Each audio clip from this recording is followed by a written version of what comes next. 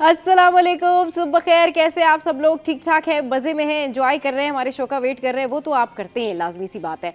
अच्छा, आज कुछ बात करते हैं कि सुबह सवेरे जब आजकल आप उठ रहे हैं तो ट्रैफिक का फ्लो बहुत ज़्यादा है और ट्रैफिक का दबाव बहुत ज़्यादा है। डे बिफोर यस्टरडे जो पॉलिटिकल सिचुएशन थी उसके बाद से लेके अब तक जो ट्रैफिक है उसका जो दबाव है, ट्रैफिक फ्लो जो है वो उस तरह से बेहतर नहीं हो रहा है, क्योंकि लोग ट्रैफिक जैम में जो है वो स्टक हो रहे हैं। मैं भी अभी जब सुबह आ रही थी तो बहुत ज़्यादा ट्रैफिक जैम था, शाहराह फैसल पे ट्रैफिक जैम था, उससे पहले वाले रोड पे ट्रैफिक जैम था और समझ में नहीं आ रहा था कि हुआ क्या है। बट फिर सडन मैंने जो है वो सोचा कि ये जो स्कूल्स 9 बजे हो गए ना, ये भी एक वजह हो सकती है कि अब जो ट्रैफिक का फ़्लो है वो थोड़ा सा आगे हो गया। यानी पहले जब 7 से 8 ट्रैफिक जैम होता था, अब जो है 8 बजे से लेकर 9 बजे तक ट्रैफिक का फ़्लो ज़्यादा है, जस्ट बिकॉज ऑफ दैट, क्योंकि अब कराची में जो स्कूल के जो औकात कार हैं वो कर दिए गए हैं 9 बजे। और कल भी हमने इस हवाले से बात की थी और आपको बताया था कि सर्दी की जो शिद्दत है ना, उसके बाइस अब ये स्कूल के जो टाइमिंग्स हैं वो चेंज किए गए हैं। वैसे कराची में जितने भी बच्चे हैं उनका यही कहना है कि भाई ओवरऑल अगर हमें छुट्टियां मिल जाती तो अच्छा होता है, और ये ट्रॉमा हमारे साथ भी रहा है और काफ़ी रहा है। जब हम भी स्कूल में थे तो हम भी ये सोचते थे कि भाई ऐसा क्यों होता है कि जब सर्दियाँ तेज़ होती हैं, जब सख्त सर्दियाँ होती हैं तो फिर स्कूल जाना पड़ता है, और नॉर्मल सर्दियाँ होती हैं तो फिर जो है वो हम नहीं जा पाते हैं। तो ये तो सूरत हाल है ट्रैफिक की, जो मैंने आपके साथ में शेयर की कि ये जो ट्रैफिक की सिचुएशन है ना, ये बहुत ठीक ठाक वर्स्ट है। और वर्स्ट इसलिए कि इससे पहले भी ट्रैफिक फ्लो जो है वो बहुत ज़्यादा है। अच्छा, अब इसमें जो है वो मैं आपके साथ में ये शेयर करती हूँ कि कौन कौन से ऐसे एरियाज़ हैं कराची में जहाँ पर ट्रैफिक ज़्यादा है। ये है जनाब यूनिवर्सिटी रोड से हसन स्क्वायर, और फिर इसके अलावा मॉडल कॉलोनी से एयरपोर्ट जाने वाली रोड है, फिर राशिद मिनाज रोड से जो है वो ड्रिग रोड जाने वाली सड़क है, फिर शाहराह फैसल से मेट्रोपोल जाने वाली सड़क है, और कोरंगी सनती एरिया के मुख्तलिफ जो इलाके हैं वो एरिया है, अख्तर कॉलोनी है, यूनिवर्सिटी रोड है। वहाँ तो हमेशा ही आपको पता ही है कि तरक्याती कामों के बायस जो है वो ट्रैफिक जैम रहता ही है। अच्छा, इसके अलावा जो है अहम शहरों पर 10 बजे के बाद ट्रैफिक मामूल के मुताबिक होगा। ये वही बात है जो मैं आपसे कह रही थी ना कि जो स्कूल के जो टाइमिंग्स हैं वो चेंज किए गए हैं, और फिर जो ऑफिस टाइमिंग होते हैं उसके अंदर जो पीक आवर्स होते हैं उसमें भी ट्रैफिक जो है वो बहुत ज़्यादा जैम होता है। आज अब ट्रैफिक की बात हो ही रही है तो साथ साथ जो है वो फ़्लाइट सिचुएशन भी मैं आपके साथ में शेयर कर लेती हूँ। और फ़्लाइट सिचुएशन क्या है कि तकनीकी और ऑपरेशनल वजूहात के बाइस क्या हुआ है कि परवाज़ों को ब्रेक लग गई है। अब ये जो परवाज़ों को ब्रेक लग गई है, कौन कौन सी परवाज़ें हैं जो कि ताख़ीर का शिकार हैं, जो कि अब कैंसिल हो गई हैं। सो कराची एयरपोर्ट पर जो उड़ानों का निज़ाम है वो उलट पलट है, और सिचुएशन कुछ इस तरह से कि फ़्लाइट ऑपरेशन मुतासर हुआ है। 7 परवाज़ें जो हैं वो मनसूख हुई हैं, कराची से कोलालमपुर, कराची से एक और परवाज़ भी मनसूख हुई है लाहौर, कराची से लाहौर, फिर एयरसेल की परवाज़ मनसूख हुई है, कराची से लाहौर एयर ब्लू की परवाज़ मनसूख हुई है, कराची से इस्लामाबाद एयरसेल की एक और परवाज़ है PF123 वो मनसूख हुई है, और कराची से लाहौर PIA की परवाज़ जो है 306 वो भी मनसूख हुई है। अब कुछ बात कर लेते हैं कि सिंध हाई कोर्ट में आज कौन सी अहम सरगर्मियाँ हैं, सिंध हाई कोर्ट में आज कौन सी अहम समातें हैं, उनका जिक्र कर लेते हैं। और ये आइनी बेंच के रूबरू गैर कानूनी तामीरात तजावुज़ात से मुतालिक दरखास्तों पर समात हैं जो कि सिंध हाई कोर्ट में इस वक्त आज होंगी। अच्छा जी, अब कुछ आपके साथ में गोल्ड के प्राइस जो हैं वो शेयर कर लेते हैं कि सोने की जो कीमतें हैं वो कहाँ तक पहुँची। तो सोने और चांदी की कीमतों की ऊंची उड़ान, मतलब ये उड़ान नीचे नहीं आने वाली। आलमी मार्केट में सोना $77 महंगा होकर $4,586 फ़ी ऑन्स पर पहुँच गया, और 1 तोला सोना ₹7,700 महंगा होकर ₹4,80,962 की बुलंद तरीन सतह पर कायम है। 10 ग्राम सोना ₹6,602 महंगा होकर ₹4,12,347 की बुलंद तरीन सतह पर पहुंच गया, और 1 तोला चांदी जो है वो ₹430 इजाफे से ₹8,895 की बुलंद तरीन सतह पर पहुंच गई है। अच्छा जी, अब जो मौसम है उसका जिक्र आपके साथ में कर लेते हैं कि शहर कायद का जो मौसम है वो कैसा है। तो जी, शहर कायद का जो मौसम है वो औसम तो है, सर्दी बढ़ गई है। अच्छा जी, शहर कायद का मौसम सर्द और खुश्क है। शहर का दर्जा हरारत कम से कम 9.5 डिग्री सेंटीग्रेड है। शहर का मौजूदा दर्जा हरारत 11 डिग्री सेंटीग्रेड है। ज़्यादा से ज़्यादा दर्जा हरारत 24 से 26 डिग्री सेंटीग्रेड तक जाने का इम्कान है। शहर में शुमाल मशरिक सिमत से 3 किलोमीटर फ़ी घंटा की रफ्तार से हवाएं चल रही हैं। हवा में नमी का तनासुब 58% है। शहर का फ़िज़ाई मेयार मुज़र सेहत है। दुनिया के आलूदा तरीन शहरों में कराची 6ठे नंबर पर मौजूद है। हवा में आलूदा ज़रात की मिकदार 182 पार्टिकुलेट मीटर्स जो है वो रिकॉर्ड की गई है। तो ये तो हैं जी वो तमाम तर अपडेट्स जो कि मैंने आपके साथ में शेयर की और आपको बताया कि जो सिटी अपडेट्स हैं वो करंटली क्या हैं। अब चलते हैं और वेजिटेबल प्राइस जो है वो आपके साथ में शेयर करते हैं और आपको बताते हैं कि आज जो हम आपको बताने जा रहे हैं, जो रोज़ाना हम आपको बताने जाते हैं, वो स्टैटिक कमिश्नर कराची के प्राइस होते हैं।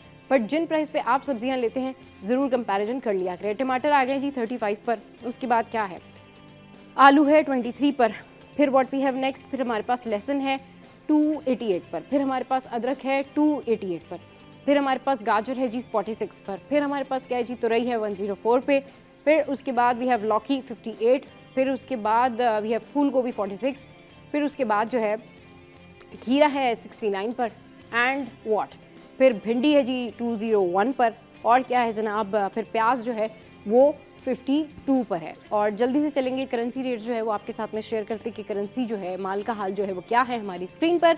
तो जनाब ऑस्ट्रेलियन डॉलर है 190, कैनेडियन डॉलर है 205, यूरो है 329, कुवैती दिनार है 918। आगे चलते हैं और देखते हैं क्या है ji. We have UK pound 380, Saudi riyal 75, UAE dirham 77.35 और इसके अलावा यूएस डॉलर जो है वो है 282। और फ़ौरन से बताएंगे आपको वेदर फोरकास्ट के 11 बजे मौसम कैसा रहेगा, 12 बजे मौसम कैसा रहेगा और 1 बजे मौसम जो है वो कैसा रहेगा। तो 11 बजे रहेगा 19 सेंटीग्रेड, 12 बजे रहेगा 21 सेंटीग्रेड और फिर 1 बजे रहेगा 23 सेंटीग्रेड और फिर 2 बजे रहेगा 25 सेंटीग्रेड। तो ये तो वो सूरत हाल है जो मैंने आपके साथ में शेयर की मौसम के हवाले से।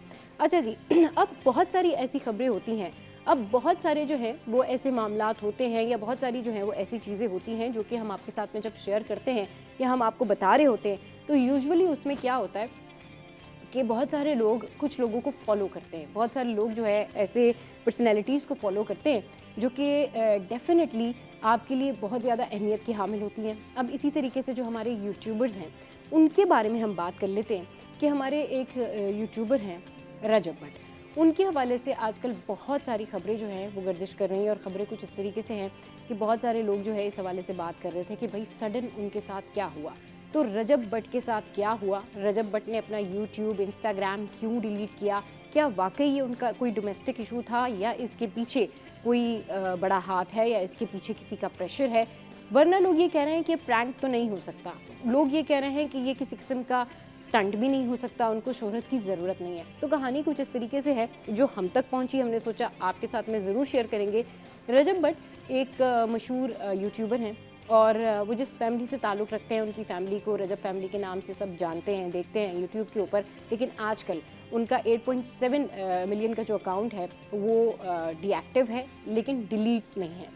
अच्छा, उनके जो बहुत कंसर्न फ्रेंड है, उनके साथ रहने वाले जो उनके दोस्त हैं नदीम नानी वाला जो है वो ये कहते हैं कि अब मैं रजब भट्ट से थोड़ा सा दूर हो गया हूँ, मुझे लगता है वापस जाना चाहिए, मुझे उनसे दोस्ती करनी चाहिए और उनसे बात करनी चाहिए, वो शायद परेशान है, ऐसा ना होता। सोर्सेज के मुताबिक ऐसे कहा जा रहा है कि उनकी जो वाइफ हैं ईमान, उनके साथ उनका कोई प्रॉब्लम है, उनके कोई जो है वो वॉइस नोट्स वगैरह का कोई इशू है, इस वजह से जो है ये प्रॉब्लम क्रिएट हुआ है और इस वजह से उन्होंने जो है ये अकाउंट अपना डीएक्टिव किया है। बट इसके बहुत सारे पहलू भी हो सकते हैं, बहुत सारी ऐसी और चीज़ें भी हो सकती हैं जो शायद हमारे सामने नहीं है या हमें पता है, हम आपके साथ में शेयर नहीं करना चाहते। एनीवे, जब भी हम किसी को फॉलो करते हैं, जब भी हम किसी के बारे में बात करते हैं तो हम उनको ना अपना कुछ ना कुछ उनसे इंस्पिरेशन ले रहे होते हैं। तो इस सारी सूरत हाल से जो इंस्पिरेशन हमें मिलती है या जो भी हम देखते हैं, जिन लोगों को भी हम फॉलो करते हैं, उनसे ना हमें बहुत कुछ सीखने की ज़रूरत होती है। तो ज़िंदगी में 2 से 3 चीज़ों को ना ज़रूर फॉलो करना चाहिए। पहला तो ये कि जब अल्लाह ताला आपको इज़्ज़त दे, रिस्क दे, तरक्की दे तो आपको उसका शुक्र अदा करना चाहिए और लोगों के साथ बड़ा हम्बल रहना चाहिए।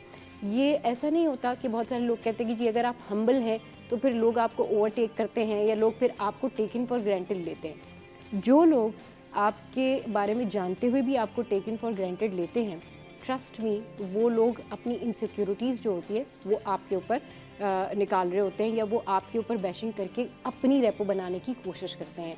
तो ये उनका प्रॉब्लम है, आप अपने हिसाब से अपने हिस्से का काम करें। सेकंड ये कि जब भी आप बहुत ज़्यादा फेमस हों, जब भी आपके बहुत सारे फॉलोअर्स हों, तो उनको अगर आप 6 घंटे एंटरटेन कर रहे हैं, उनको अगर आप 4 वीडियोस दे रहे हैं यूट्यूब पे, तो एक वीडियो ज़रूर ऐसी दें जो उनके काम आए, जो उनके फ्यूचर में काम आए, जिसमें कोई इस्लाह की बात हो, जिसमें कोई ऐसी बात हो जो लोगों के लिए पॉजिटिव हो। क्योंकि जब भी लोग आपको फॉलो करते हैं तो वो इस वजह से फॉलो करते हैं कि आपसे वो कुछ सीख सकें। लेकिन अब ये जो रजब भट्ट वाला मामला है, इसमें लोगों ने रजब भट्ट की ओवरऑल जो पूरी ज़िंदगी है या उनकी यूट्यूबिंग है या जो उनकी पूरी लाइफ है, जो भी उनके साथ मामलात हैं, उससे क्या सीखा, ये ज़रूर बताइएगा और कमेंट कीजिएगा हमारी सोशल साइट पर। चले जी, यहाँ वक्त हुआ एक ब्रेक का और ब्रेक के बाद जब फिर वापस आएंगे तो फिर हमारे करस्पॉन्डेंट्स जो है वो हमें ज्वाइन करेंगे हम उससे ढेर सारी बातें। हमारे साथ रहिए।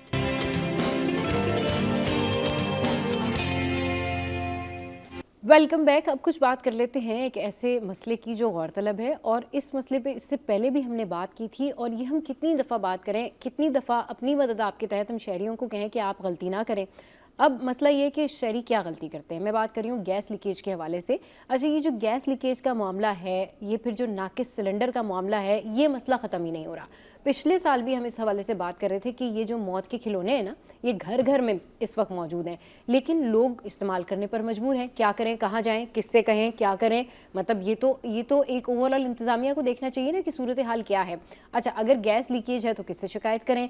फिर शहरी अगर गैस लीकेज है तो गलती क्या कर रहे हैं। फिर वो जो गैर मेयारी सिलेंडर का मामला है, वो जो नाकिस मटेरियल है, उसके लिए किसको शिकायत करें, उसके लिए अवेयरनेस कौन देगा। तो इन सारी बातों पर कि मसला है क्या, ये मसला सॉल्व क्यों नहीं होता, क्यों नहीं इंतजामिया इसके ऊपर नज़र रखती, क्यों नहीं इंतजामिया इसको देखती। बात करने के लिए हमारे साथ इरफान खोकर साहब मौजूद हैं, जो कि chairman all Pakistan LPG industry association से ताल्लुक रखते हैं। उनको शो में वेलकम करते हैं। अस्सलाम वालेकुम sir, welcome to the show. Sir, मसला है क्या, ये मसला क्यों नहीं ख़त्म हो रहा। ये मौत के खिलौने घर घर में मौजूद हैं, ये गैस लीकेज का मसला ख़त्म नहीं होता। आए रोज़ नाहक तौर पर लोगों की जाने जा रही है, लेकिन किसी के कान पे जूं नहीं रेंग रही।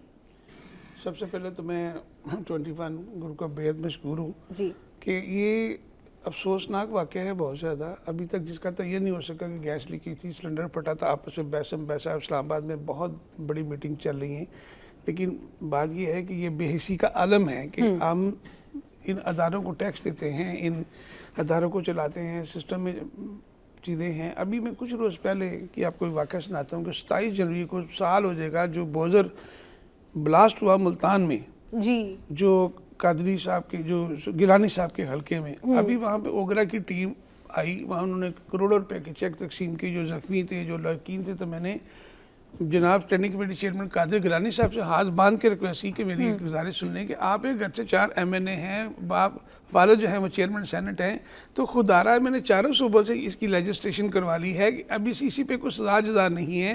लेजिस्लेशन में मैंने ओगरा चेयरमैन की लीगल टीम ने, चेयरमैन ओगरा ने, मेंबर ज़ैनुल आबिदीन ने, सरमद असलम ने, लीगल टीम ने काम करके वो लॉ मिनिस्ट्री में लाई चारों सूबों के बाद। फिर मैं उसको इंटीरियर मिनिस्ट्री में लेके गया। खुदारा वो असम्बली में पेश कर दें, जिससे 14 साल की सजा होगी, जिसमें 10 करोड़ रुपये जुर्माना होगा, नॉन बेलेबल ऑफेंस होगा। तो किसी को खौफ आएगा ये 2 नंबर सिलेंडर बना रहे।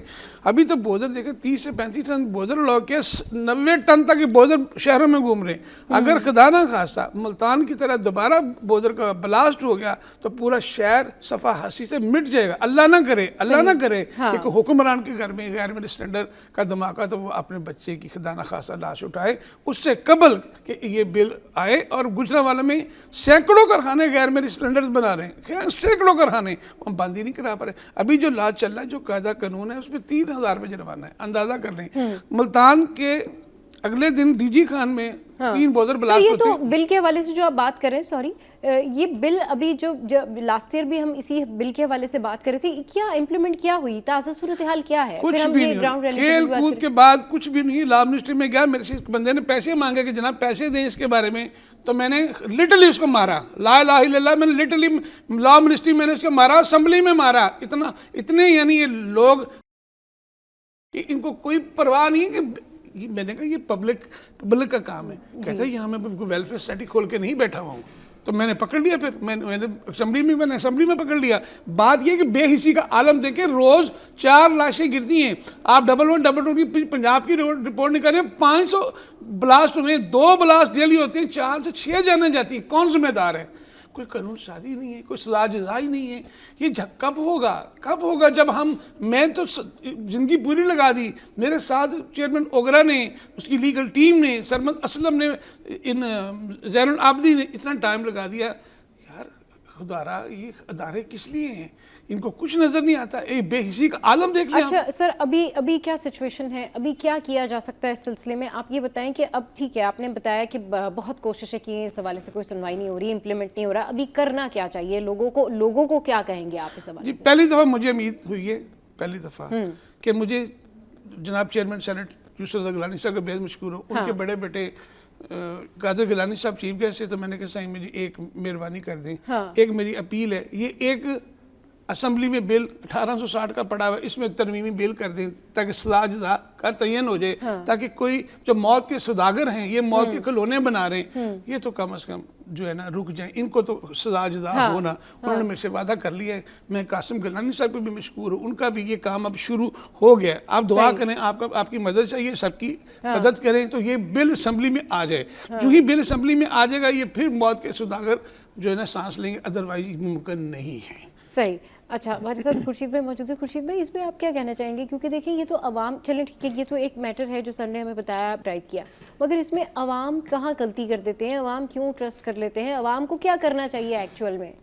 देखें, गैस की लोड शेडिंग का मामला तो तकरीबन पूरे मुल्क में ही है, और बच्चों के लिए नाश्ता सुबह बनाना, स्कूल जाते हैं, बुजुर्गों के लिए सब कुछ।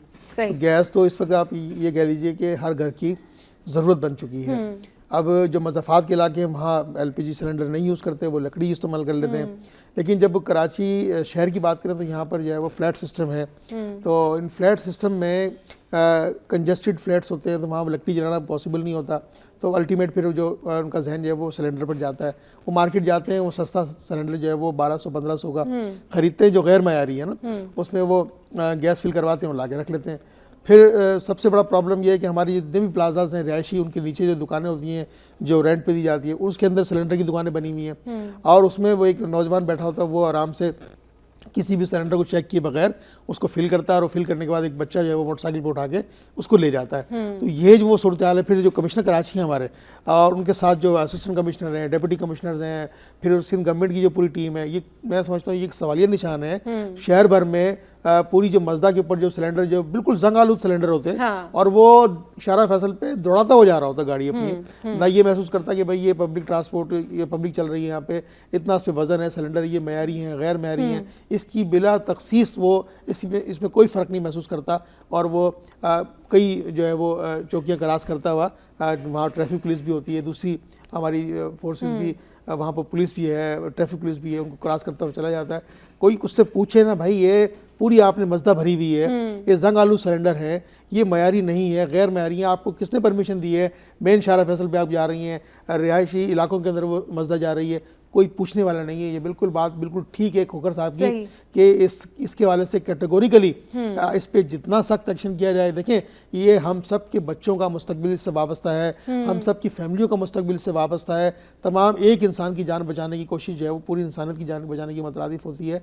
तो अगर ये इन्होंने जो इकदाम किए हैं, मैं समझता हूँ काबिल सताइश हैं कि ये इंसानी जान को बचाने के लिए जो भी स्टेप्स ले रहे हैं, इसको फॉलो होना चाहिए, रूल्स एंड रेगुलेशन बनना चाहिए, और फिर गजेटेड ये अप्रूव होना चाहिए कि ये सिलेंडर मयारी है और ये सिलेंडर मयारी नहीं है। बिल्कुल। मैं थोड़ा सा इस बारे में बहुत अच्छी बात की है कि कराची का वाहिद शहर है जहाँ पे हादसात की कमी ना होने के बराबर है। उसकी वजह यह है कि यहाँ का सिस्टम बहुत अच्छा है। सही। एक बात। दूसरी बात यह है जो ओगरा का कानून है कि ओगरा का ऑथोराइज डिस्ट्रीब्यूटर और ओगरा रजिस्टर्ड डिस्ट्रीब्यूटर काम कर सकता है सिर्फ। यहाँ पे बिल्कुल आवा बिगड़ा जो सिलेंडर उठाता है भर के ले आता है, इनकी बात बिल्कुल बिजा है। लेकिन इसके ऊपर कोई ज़ाब्ता अखलाक होना चाहिए, कोई अदारों को सिस्टम बनाना चाहिए। हमने एटम बम बना लिया, हमने छोटी सी मशीन ही बनाई कि सिलेंडर कैसे भर सकते हैं। 17 साल हो गए। मैंने 2007 में मुझे याद है कि 246 की जगह ओगरा से मैंने नोटिफिकेशन कराया कि लोगों की कुत्ते खरीदनी है। आज तक मार्केटिंग कॉम्प्लेक्स से हम लोग अमल ही नहीं करा सके। आर्टिकल 29 के तहत इख्तियार फरवरी 2027 तक तमाम DC और AC के पास हैं। बात यह कि बड़े हुए सिलेंडर आए, पानी की बोतल की तरह हम चेंज करें, ले जाएं, ताकि देखिए डिकैनिंग मशीन बनाना भी गवर्नमेंट का काम है। हमने एटम बम बना लिया, हम मशीन नहीं बना पा रहे। सही, बिल्कुल। इस बारे में करते बात, लेकिन एक छोटे से ब्रेक के बाद हमारे साथ रहिए।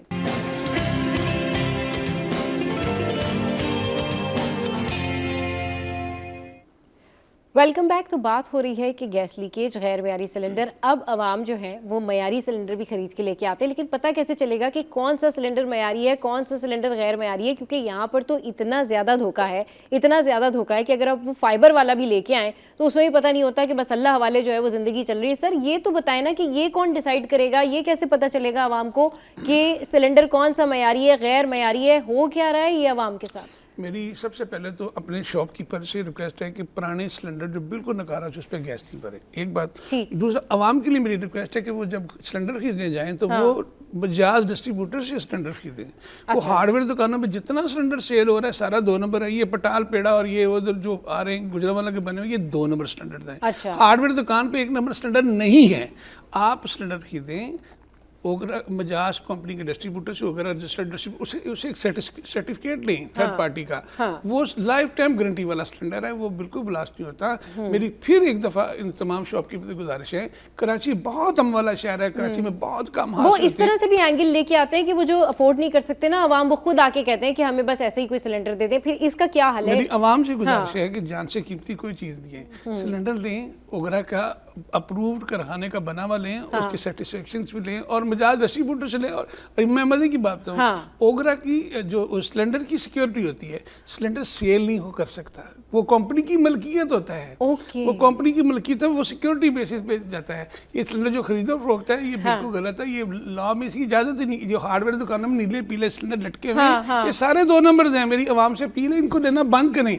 और मेरी अपील है कि एक बड़ा ऑपरेशन लॉन्च किया जाए। यहाँ पे गुजरावाला में जितना सिलेंडर बन के पूरे पाकिस्तान में, यहाँ शाला मार्केट से यहाँ पटेल पाड़ा में आ रहा है, इस सारे सिलेंडर को एक दफा डिमॉलिश कर दें, इनको काट दें, एक दफा जब्त कर दें, इनको 16 साल की सजा 14 की हो जाए। ये नॉन बेल अंदर जुर्माना तो 3000 रुपए रखा हुआ है सर। आप देखें ना आपकी मेहरबानी, कानून साजी की तरफ आए जी। बिल्कुल कानून। मैं चेयरमैन सेनेट का बेहद मशकूर हूँ, अल्लाह ताला उनको जिंदगी दे। उनके बेटे माशाल्लाह कादिर गिलानी साहब, कासिम गिलानी साहब, बस एक दफ़ा असम्बली में ये बिल ले जाएं, चारों सूबों से अप्रूव हुआ पड़ा है। अल्लाह करे अगर ये कानून बन गया तो शायद हम सब की आखिरत में एक मासूम जान भी बच गई, तो हमारी बख्शिश का जरिया बन जाएगा। ये कुरान में वाज़ेह है।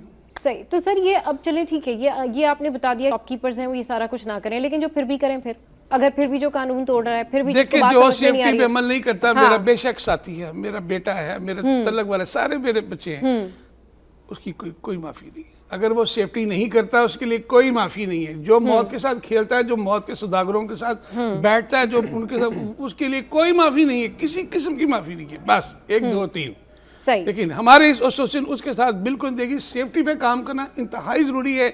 जान से कीमती कोई चीज़ नहीं है, सबसे पहले मासूम जान है, बाकी सारी चीज़ें बाद में। पहले मासूम जान है ना। हमारे पास अलमिया है, अदालती हुक्म पर जो है वो जो स्कूल के बच्चों की वैन्स होती हैं उनमें सीएनजी सिलेंडर नहीं लगने चाहिए। आज सर एक मिनट मैं एक बात बताऊं, पूरी दुनिया में एलपीजी ऑटो में लीगल है, क्योंकि इस वक्त ऑटो जो रक्षा है उसमें 200% सस्ती, इंडिया का सुप्रीम कोर्ट का रूल है। पूरी दुनिया में एलपीजी का इस्तेमाल ऑटो में लीगल। पाकिस्तान में 2005 में मैं पॉलिसी लेके एलपीजी स्टेशन लगे हुए आपके ऊपर इधर। देखिए वो खतरनाक नहीं, इसका प्रेशर तो मैक्सिमम 90 तक जाता है। तो पता है सीएनजी का प्रेशर कितना है? 4500 PSI वो चल रहा था ना। ये तो हमारा ग्रीन फ्यूल है, ये फ्रेंडली फ्यूल है, पूरी दुनिया का निकाल के देखकर मैं चैलेंज करता हूँ आए जितने माहिर हैं। ये बिल्कुल किसी शख्स ने बड़ी जुल्म की हमारी इंडस्ट्री के साथ, इंशाल्लाह इसके खिलाफ भी लड़ेंगे। जिस तरह CO2 मिक्स वाला माफिया, उसके साथ भी लड़ेंगे। बात यह है कि हमने मासूम जान बचानी है। मेरी एक ही आपसे गुजारिश है, आप तमाम जर्नलिस्ट मेरे लिए बहुत मोहतरम है, बस कोशिश करें इसके लिए लेजिस्लेशन हो जाए, बकायदा कानून साजी हो जाए, ताकि ये रोज की ये मौत। बिल्कुल सही कह रहे हैं। अगर इसके लिए लेजिस्लेशन होगी, इसके लिए बात होगी और इसके ऊपर कानून साजी होगी, तो फिर आप देखें कि ये मसला फौरन सॉल्व होगा। क्योंकि घरों में जो लोग मौजूद हैं ना, उनकी जानें नाहक जा रही हैं। मतलब गैस सिलेंडर जब आप लेकर आते हैं, आपको यही नहीं पता कि आपने जितना भी महंगा लिया हो, लेकिन आपको ये नहीं पता कि वो सर्टिफाइड है नहीं है, उसकी ड्यूरेबिलिटी क्या है, उससे आपको कितना नुकसान हो सकता है। मतलब आप सोचें, इमेजिन करें कि एक तो गैस नहीं आती, ये भी आवाम भुगते हैं कि जी गैस की लोड शेडिंग है। फिर अगर गैस आ रही है तो फिर उसके बाद फिर ये जो सिलेंडर में धमाके होते हैं या जो लीकेज होती है, जो सारा कुछ होता है, उसके बाद इसका जिम्मेदार कौन है? एक चीज में और जी सिलेंडर हो या बोलर हो, स्टील मिल बंद होने के बाद इसकी स्पेशल शीट ये बनती है। यहाँ शीट अब सब इम्पोर्ट आती है। आप देखें 2 नंबरी की इंतहा देखें, 30 से 35 टन के बोझर कानूनी तौर पे अलाउ हैं। इस वक्त 90 टन के बोझर पूरे शहर में, पूरे पाकिस्तान में बगैर लाइसेंस के घूम रहे हैं। अब अंदाजा कर, अगर एक बोझर खुदा ना खासा दोबारा ब्लास्ट हो गया, शहर सफा से मिट जाएगा। उससे पहले कुछ हो, उससे पहले कानून को हरकत में आना चाहिए। गैर मेरी सिलेंडर की शीट देखें जो बना रहे हैं कारखाने वगैरह के, उनसे पूछें कि वो ये शीट इंपोर्ट की उन्हें कहाँ से की, एबेर बिल की तरह कैसे आई है, किसको दी है। मेगा ऑपरेशन की जरूरत है, पूरे मेगा ऑपरेशन की जरूरत है, बिल्कुल मेगा ऑपरेशन की जरूरत है। मैं इंशाल्लाह फ्रंट लाइन पे खड़ा हूंगा इंशाल्लाह ताला। ये मेरी पूरी जिंदगी की काज है, एक जान बचानी है हमने, अल्लाह ने चाहा तो कुरान में लिखा है। आपकी मेहरबानी है, प्लीज इस पे ऊपर सब लोग कैंपेन करें। बिल्कुल, इसके ऊपर जो हमारी तरफ से कैंपेन है, इससे पहले भी जब सर हमारे शो पर आए थे तो हमने इसी बात पर एम्फेसाइज किया था कि खुदारा आप देखें ये जो गैर मेयारी सिलेंडर्स हैं इनसे जान छुड़ा लें, आवाम भी ज़रूर चेक करके लें, जो सर्टिफाइड जगह है, जो सर्टिफाइड आपको रजिस्टर्ड जगह है वहाँ से ये सिलेंडर लें। पहले पूरी तरीके से छानबीन कर लें इन सिलेंडर्स के हवाले से कि ये मयारी हैं नहीं है, कितनी ड्यूरेबिलिटी है, वो जो आपको सजेस्ट करते हैं वहाँ से आप जाके लें। सर मसला ये होता है ना कि आवाम भी बहुत सारे ऐसे हैं जिनके पास इतना अवेयरनेस नहीं है, इतना शऊर नहीं है। दुकानदार उनको जो गाइड कर देता है कि आप ये ले लें, ये सस्ता पड़ेगा, अच्छा ये ले लें आपके लिए ये इतना चल जाएगा, नहीं नहीं ये इसमें तो कम जो है वो आ जाती है, जो उसकी सिचुएशन होती है, जो उसका LPG होता है वो कम है, इसका जो है इतना प्रॉब्लम नहीं है, ये मोटा वाला स्टील है, ये पतला वाला स्टील है, ये सिचुएशन होती है ना सर। मैं सार्फिन के लिए अर्ज करूंगा और हुकूमत के लिए।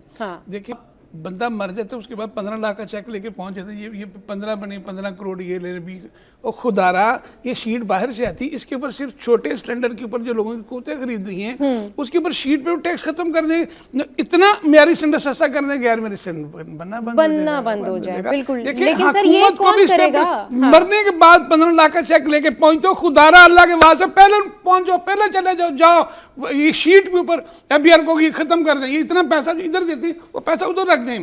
प्रॉपर जो शीट है उसके ऊपर छोटे सिलेंडर पे, खास तौर पे छोटा सिलेंडर जो है उसकी जो लोगों को कुतें खरीदनी है, लोग जो खरीद नहीं सकते वो फिर वो दुकानदार उसको कायल करता है ये सस्ता है, ये अच्छा है, ये वो, तो ये ख़त्म हो जाएगा। और दूसरा सिलेंडर ओगरा जो का कानून है, जो नोटिफिकेशन है 2, 4, 6 की जगह सिलेंडर भरा हुआ है, मैं भरा हुआ सिलेंडर 2 की जगह रखूँ, यूनिवर्सल वाल के साथ ऊपर रखूँ, उठा के ले जाऊँ अपने घर में आराम से। ये सारी चीज़ें हम करने के लिए हुकूमत के साथ 24 घंटे तैयार हैं, और मेरी ज़िंदगी के 30 साल गुजर गए, लेकिन अफसोस आपके सामने मैं पीट पीट के मर गया, लोग मुझे पागल कहना शुरू हो गए। नहीं सर, आप जिस कॉज के लिए काम कर रहे हैं वो बहुत बड़ा कॉज है, बिल्कुल डेफिनेटली, और इस कॉज में हम आपके साथ हैं, और ये होना चाहिए। लोगों की जान बचाना कोई मामूली बात नहीं होती, एक इंसानियत की जान बचाना, एक शख्स की जान बचाना पूरी इंसानियत की जान बचाने जैसा होता है। बहुत शुक्रिया खुर्शीद भाई, बहुत शुक्रिया सर, आप हमारे शो पर आए। शो में यहाँ वक्त एक ब्रेक का, ब्रेक के बाद वापस आएंगे तो फिर करेंगे ढेर सारी बातें और मुख्तलिफ टॉपिक्स जो है वो आपके साथ में हम शेयर करेंगे।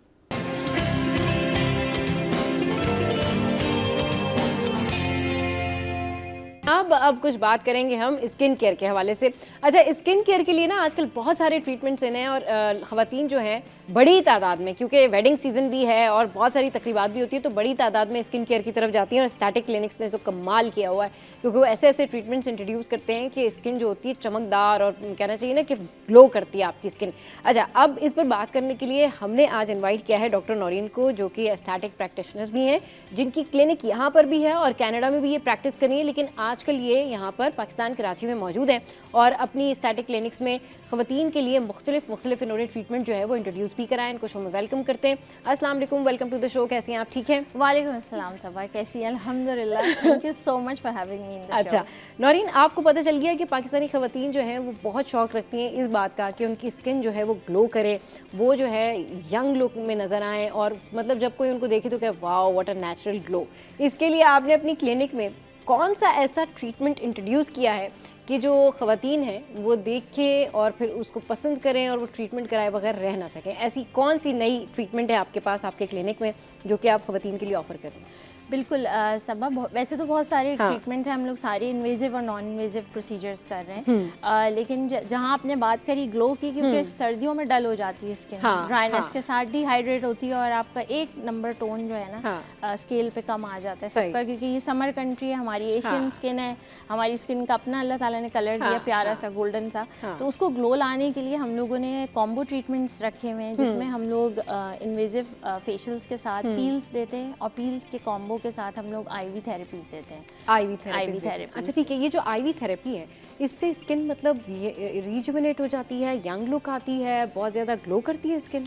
आईवी थेरेपीज में हर एक को रेकमेंड नहीं करती, केस टू केस है। जैसे ब्लड वर्क किया हुआ हो पेशेंट का, हमें पता हो इनके खून में किस चीज़ की कमी है, किस चीज़ की ज़्यादती है, किस चीज़ की ज़रूरत है, क्योंकि at the end of the day आपके खून ही से आपके चेहरे पर रौनक आती है। हाँ, ठीक है, आपके खून की क्वालिटी अच्छी है, उसमें हाइड्रेशन है, तो आपके सारे ऑर्गन्स चमकेंगे। Finally last organ is your skin, जो कि विजिबल है। हाँ। तो ग्लो जो है एट द एंड आपके चेहरे पे आपकी हेल्थ का आता तो है। जिनके ब्लड जो है वो एक्यूरेट है, मतलब जिनके ब्लड सैंपल्स ठीक आते हैं, जिनको कोई प्रॉब्लम नहीं होती है, तो उनके लिए आईवी थेरेपी बेस्ट है?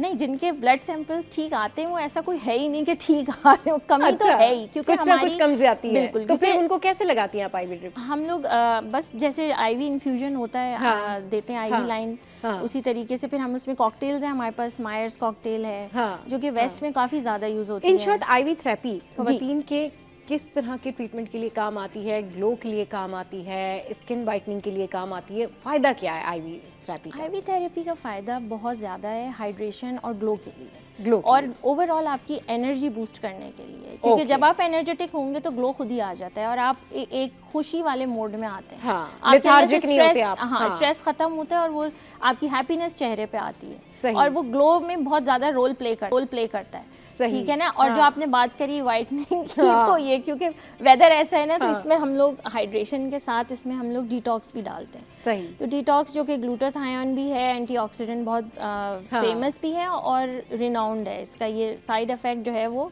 वाइटनिंग की तरफ आ जाता है। वाइटनिंग की तरफ आ जाता है। बेसिकली ये यूज किसी और पर्पस के लिए होता था, बट लेटर ऑन पता लगा कि यार ये वाइटनिंग कर रहा है, तो वाइटनिंग के लिए ये भी आईवी ड्रिप्स में भी डलना शुरू हो गया, क्योंकि इसके कोई हार्मफुल इफेक्ट्स वैसे नहीं है। सही। अच्छा, आईवी ड्रिप्स जो है इसका फैशन ना अब शादियों में भी निकल आया है, आपने देखा होगा। मैंने देखी वो वायरली आपने देखा होगा जी। कि आजकल क्या है कि सबसे पहले तो कहते हैं ना कि आपका मेकअप काउंटर है, सैलून काउंटर है, फिर उसके बाद अब आपका एक और काउंटर भी बन गया है शादियों में, जो कि है आईवी ड्रिप काउंटर। और वहां पर क्या होता है जी, जब आप बहुत टाइम तक बैठे होते हैं ढोलकी वोलकी में, और उसके बाद जब ढोलकी चल रही होती है, सारी रात आप एंजॉय कर रहे होते हैं, वो संगीत नाइट होती है या कवाली नाइट हो या जो भी हो, तो उसमें मेहमानों की एनर्जी डाउन हो रही होती है। इसके अलावा मैं आपको ऐड कर दूं, इसमें ट्रैवलिंग का भी आ गया है आईवी थेरेपी, क्योंकि ट्रैवलिंग करके आप बहुत ज्यादा डिहाइड्रेटेड हो जाते हैं। डिहाइड्रेटेड हो जाते हैं। आप ट्रैवलिंग लाउंज में बैठे हुए एयरपोर्ट्स के, वहाँ पे आप पानी नहीं पी रहे कि भाई वॉशरूम बहुत दूर होगा। आप जहाज में आप वेस्ट जा रहे हैं तो 24 घंटे आपकी फ्लाइट में लग रहे हैं, तो आपकी शक्ल बिल्कुल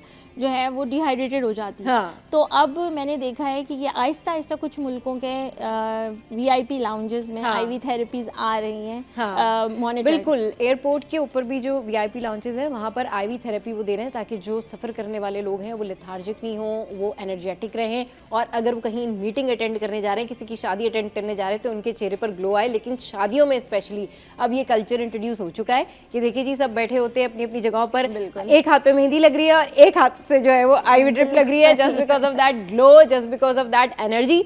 और ये अब कल्चर जो है ना, ये बहुत कॉमन होता जा रहा है, क्योंकि लोगों को पता चलता जा रहा है कि जी शादी में जो थक जाते हैं 3-4 दिन, लेकिन रेगुलर ऐड कर दूं सबा कि ये आईवी थेरेपी जो है ना, डिस्क्लेमर एक कि ये रिप्लेसमेंट नहीं है पानी पीने का और खाना पानी खाने पीने का अच्छी डाइट और अच्छा लाइफस्टाइल, एक्सरसाइज, ये और पानी पीना, ये इसका रिप्लेसमेंट नहीं है, ये एक एड ऑन है, ये एक टॉपअप है जो आप अपने आप को देते हो, क्योंकि डेली आप चीजें भूल जाते हो। कौन डेली 8 ग्लास पूरे कर पाता होगा, ठीक है ना। तो वो और न्यूट्रिशंस आप भूल जाते हैं अपने, आप अपने सप्लीमेंट्स भूल जाते हैं, आप हेल्दी ईटिंग भूल जाते हैं, अपने सैलेड बोल भूल जाते हैं। आजकल सर्दियां हैं, सब चिढ़ रहे होंगे फल और सब्जियां खाते हुए, सर्दी में खाई नहीं जाती। तो ये वो उस तरह की चीज़ों के जहां आपकी चीज़ें लैकिंग रह गई है during the day, that helps with the ivy therapy. तो ये इम्यूनिटी को भी बूस्ट करता है। इम्यूनिटी अच्छी होगी ना, तो बॉडी में इन्फ्लेमेशन नहीं होगी, आपकी एक्ने नहीं निकलेगी, आपकी स्किन ग्लो करेगी, तो इम्यूनिटी को भी नीचे लाता है, मतलब बूस्ट करता है। अच्छा, जो सूखे होठ हैं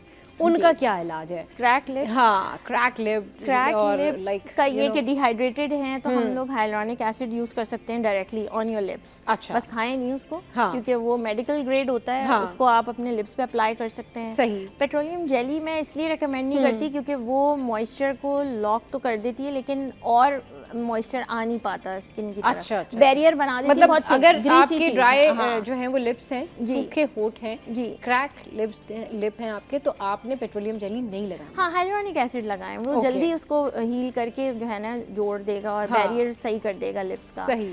मौसम में वैसे ये कि थोड़े से फेस ऑयल्स अच्छे हैं जो हाँ। आप लिप्स पे भी लगा सकते हैं। रोजेप ऑयल है, जोहोबा ऑयल है, सही। तो ये these are really good oils for your face as well, lips के साथ। सही। वैसे हर ऑयल फेस पे लगाने का होता भी नहीं है, ये भी मैं मेंशन कर दूं ऑयल की बात आई तो, हाँ। कि जो हमारी आदत है ना, जो खाने के तेल हैं, जो कोकोनट ऑयल है, जो कोको बटर है, these are not the oils recommended for your face. Okay. Like shea butter है, हाँ। ये body, Right. Coconut oil is for body, हाँ, मस्टर्ड हाँ। ऑयल इज फॉर बॉडी, हाँ। It's not for your skin, it's not for your hair. हाँ। आप pores को और क्लॉग कर रहे होते हैं सही। ऑयल करके। हमें लगता है सर्दियों में ना हम ऑयल लगा लेंगे ना तो हमारी हाइड्रेशन हो जाएगी। ये एक बहुत कॉमन मिथ है, इसको मैं आज ब्रेक करना चाहती हूँ कि फेस पे आपने ऑयल बहुत सोच समझ के लगाना है अगर कि आपकी एक्नी प्रोन स्किन है। हाँ। ठीक है, क्योंकि एक्नी का आज का टॉपिक था हमारा, तो मैंने हाँ, कहा अभी एक्नी के हवाले से बात करेंगे एक्नी ब्रेक के के बाद हवाले ना। से, हाँ, बिल्कुल, ठीक है। डेफिनेटली। तो जी आप अच्छा continue चले करें। जी, हाँ। नौरीन चाहती हैं कि हम ब्रेक लें, उसके बाद फिर वो डिटेल में आपको बताएंगी कि आप अपनी एक्नी जो है वो कैसे ख़त्म कर सकते हैं। तो हियर वी टेक अ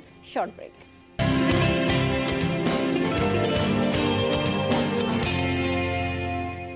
तो जनाब अब कुछ बात कर लेते हैं हम स्किन के हवाले से। अब जिस तरह से हम बात कर रहे थे ना, अभी नौरीन बैठी हुई थी तो मैं नौरीन से पूछ रही थी कि नौरीन हमारी ख़वातीन के लिए ना ऐसी कौन सी थेरेपी बेस्ट है, ऐसा कौन सा ट्रीटमेंट बेस्ट है जिसके लिए जो है वो क्लिनिक जा सकती हैं। और रेमेडीज़ जो होती है ना, घर की जो रेमेडीज़ होती हैं उसमें बहुत टाइम लगता है और बहुत टाइम टेकिंग होती है। तो आज हम आपके साथ में एक ऐसा ट्रीटमेंट शेयर करते हैं जिसके वजह से आप इंस्टेंटली आपकी जो स्किन है, आपकी जो कहना चाहिए ना कि ओवरऑल लुक है वो चेंज हो जाती है। और कैसे चेंज हो जाती है? क्योंकि वो रीजुवेनेट होती है। और ये थेरेपी जो है वो मीज़ोथेरेपी है। मीज़ोथेरेपी के कितने फ़ायदे मैं तो सुन के हैरान रही, अभी आप ब्रेक में बता रही थी। हाँ सब, मीज़ोथेरेपी मैं रेकमेंड करती हूँ मिडिल एज ख़वातीन के लिए। हाँ। जो मेच्योर स्किन लेके जो है अपनी इस एरा में दाखिल होती हैं। हाँ। Because at the time you are over 40 your skin elasticity becomes very low, तो आपकी स्किन लटकना शुरू होती है। तो that is the right time for mesotherapy. And what it is basically stem cells, हाँ। जो कि लैब ड्राइव भी होते हैं, ह्यूमन ड्राइव भी होते हैं और इम्पोर्टेड होते हैं बेसिकली। और मॉनिटर्ड इन्वायरमेंट में एक प्रोफेशनलिस्ट, डर्माटोलॉजिस्ट और मेडिकल बैकग्राउंड वाले लोग इसको लगा सकते हैं। अब ये हर जगह नहीं लगने चाहिए, हाँ। सैलॉन्स में नहीं लगने चाहिए। सही। ये सिर्फ मेडिकल ग्रेड प्रोसीजर है। हाँ। और क्योंकि नीडल्स इन्वॉल्व है तो आप लोग इसको लगवाएंगे फेस पे और नेक पे, जहाँ पे आपको लग रहा है कि रिंकल्स हैं, एंटी एजिंग है, ये आपकी स्किन को टाइट करता है, रीग्रो करता है और फर्मनेस देता है। और यही चाहिए होता है हमें अपने 40s के बाद, कि आपकी स्किन लटकने की बजाय वो टाइटनेस की तरफ आ जाए। अच्छा, यानी जो जिन ख़वातीन की उम्र जो है वो 30 साल है वो मीज़ोथेरेपी ले सकती हैं? मीज़ोथेरेपी बिल्कुल ले सकते हैं, क्योंकि देखिए 30 साल वाले का रूटीन आपको नहीं पता, लाइफस्टाइल क्या है उसका, क्या है? हो सकता है हाँ। उसके एजिंग के साइन ज़्यादा हों, एजिंग तो के साइन ज़्यादा, आपका इट ये डिपेंड्स केस- कि आपको Exactly. एजिंग के साइन जो हैं वो कब होते हैं। यानी कि ये मैटर नहीं करता कि आपकी एज क्या है, आपको किस वक्त में एजिंग की जो है वो साइन एंड सिम्टम है, कब आपकी स्किन जो है वो मैच्योर लगना शुरू हो रही है। Exactly. तो आप जाके ये मीज़ोथेरेपी करा सकते हैं। ये मीज़ोथेरेपी जो है इतना ज़बरदस्त एक थेरेपी है, इतना ज़बरदस्त ट्रीटमेंट है जो नौरीन हमारे साथ में शेयर कर रही है। स्किन जो है वो यंग लगती है, बिल्कुल टाइटनेस की तरफ जाती हाँ। है आपकी स्किन और रीजुवेनेट होती है, Rejuvenate रीग्रो होती है। कर रही है। और सही। आप ये बॉडी को खुद एक इंडिकेशन दे रहे हैं कि हाँ। भाई आपने अब सोना नहीं है, स्किन बनानी है। सही। क्योंकि हमारी स्किन सोना शुरू हो जाती है ना, सही। एक ग्रोथ नहीं हो रही, वो Growth वाले नहीं हो सेल रही है। सो जाते हैं। सो मैं जाते इसी तरह आसान अल्फाज हाँ, में सिखा बिल्कुल, हाँ, सकती हूँ सही। कि वो सोना शुरू हो जाते हैं। हाँ। तो आपने उसको एक वेकअप कॉल देनी है और वो सिग्नल देते हैं ये स्टेम सेल्स हाँ। कि भाई उठो उठो, नई स्किन बनाओ और इसको टाइट करो। नई स्किन बनाओ और इसको स्किन टाइटनिंग की Skin तरफ लेकर जाओ। फिर ये वही आप देखते होंगे बहुत सारे लोगों को कि वो बहुत उनकी जो है वो एज होती है लेकिन उस तरह से वो लग नहीं रहे होते और वो Facial बहुत aging, यंग लुक आ रही होती है, बहुत ज्यादा जो है ना स्पार्कलिंग सी, बिल्कुल। और उनका चेहरा जो है वो ग्लो कर रहा होता है। बिल्कुल, कितने सेशन लेने चाहिए सब मीज़ोथेरेपी के? डिपेंड करता है कि कितनी एजिंग है और हाँ। उनकी एज क्या है, रिक्वायरमेंट कितनी है। हाँ। बहुत सारी चीजें फैक्टर इन होती हैं। सही। हर एक का अलग अलग होता है, किसी सही। के 4 सेशन में भी बहुत अच्छा अच्छा, रिजल्ट आ कुछ लोगों जाता को है। ना 20 साल में भी एजिंग की तरफ वो जा रहे होते हैं, उनकी स्किन मैच्योर हो जाती है। मतलब वो वैसे उनकी एज कम होती है लेकिन उनकी उनकी स्किन जो है ना वो जल्दी मैच्योर हो जाती है, इसकी क्या वजूहत होती है? डिपेंड करता है वो अगर पहाड़ी इलाके के रहने वाले हैं, हर एक की क्वालिटी स्किन की अलग होती है, जेनेटिक्स अलग होती है, तो genetics plays a huge role as well. तो आप अगर पहाड़ी इलाके के और बहुत सर्द जगह में रहने वाले हैं तो आपके एजिंग साइन बहुत ज़्यादा आएंगे।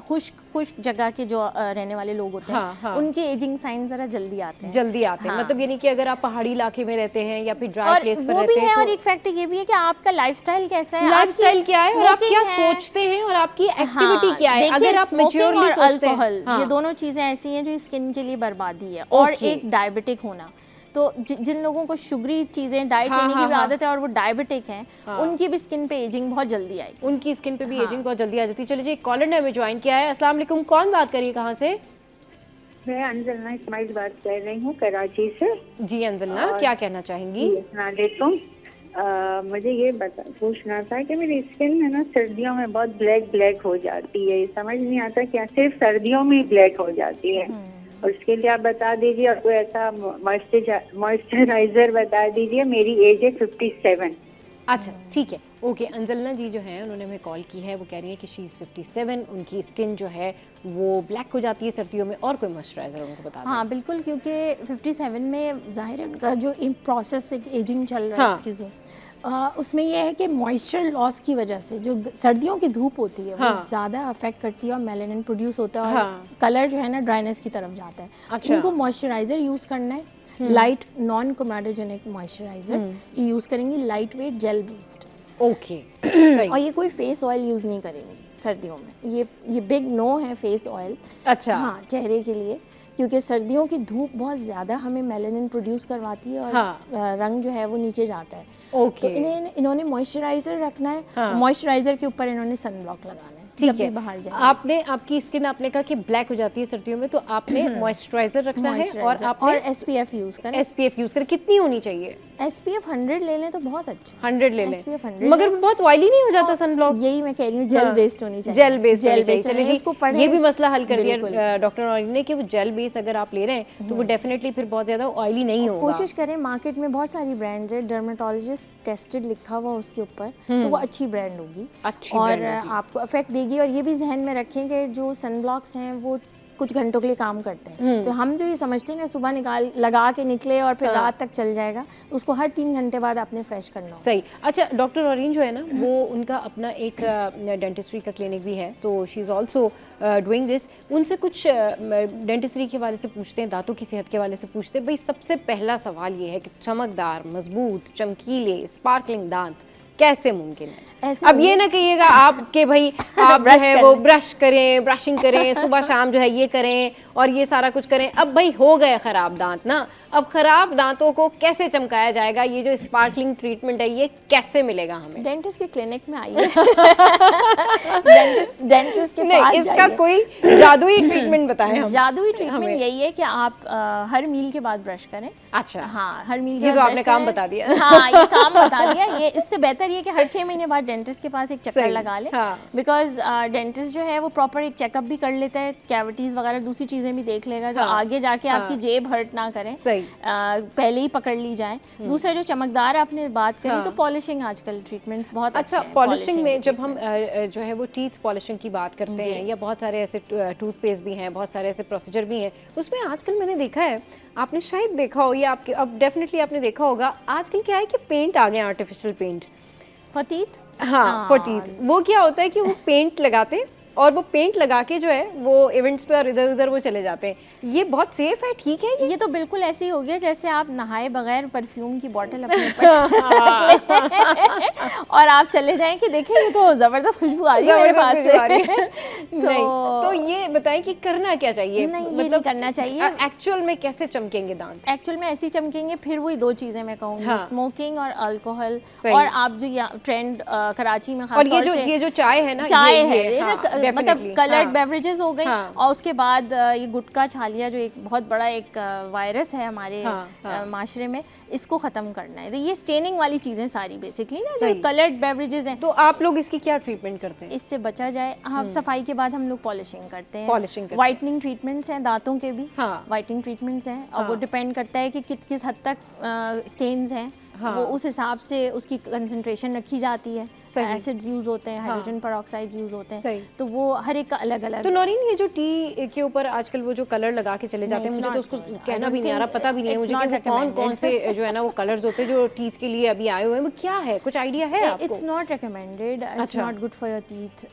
और जाहिर सी बात है आपकी सेहत के लिए भी ठीक नहीं होंगे, क्योंकि पता नहीं उसका कितना टेक्सचर आपके आप वो उसको सलाइवा के साथ बॉडी में जा रहा है। तो ये भी एक फिर वक्ती खुशी के लिए एक लंबा पेन ना पाले, सीरियस सेफ चले। बिल्कुल, आपको अपनी सेहत का ख्याल रखना चाहिए। और बात सारी यही है कि मैं हैरान हो गई जब मैंने देखा ना कि कुछ ख़वातीन जो हैं वो सोशल मीडिया पर ये तरीका बता रही हैं कि जी आपने अपने दांत जो हैं वो कोई सा भी कलर लगा के पेंट कर लेना है, और मुझे नहीं पता कि वो किस टेक्सचर की पेंट है, वो किससे बनी हुई है या वो क्या है वो, बट आई डोंट नो। लेकिन हमने डॉक्टर से पूछा तो उन्होंने रेकमेंड नहीं किया। एडवाइस हमेशा जो है वो उसी से लेनी चाहिए जो उस चीज़ की एक्सपर्टीज रखता है। तो हर एक की एडवाइस हर वायरल रील को भी फॉलो नहीं करना चाहिए, ये देखना चाहिए कि इन्फॉर्मेशन आ कहाँ से रही है, इन्फॉर्मेशन आ कहाँ से रही है। बिल्कुल, तो आपने रिकग्नाइज लोगों के पास ही जो है वो जाना है। अपने दांतों के हवाले से भी चले जी, इस हवाले से मजीद भी बात करेंगे, लेकिन यहाँ वक्त हुआ एक ब्रेक का। ब्रेक के बाद वापस आएंगे, फिर ये बात करते हैं हम कि जो हमारी एक्नी है, जो स्किन के ऊपर एक्नी है, वो गर्मियों में तो जाहिर है सबकी कॉमन शिकायत होती है,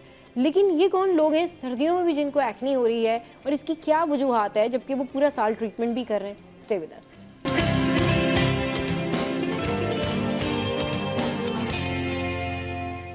वेलकम बैक। तो बात हो रही है स्किन केयर के हवाले से। अच्छा जी, एक्नी को कैसे ठीक किया जा सकता है और विंटर्स में जो एक्नी है वो किस वजह से होती है? चले गर्मियों में तो ये ना कि स्वेटिंग है और बहुत सारी चीज़ें, हाँ जीन्स एक फैक्टर हो सकता है, लेकिन फिर भी सर्दियों में लोगों की एक्नी जो है वो बेहतर हो जाती है।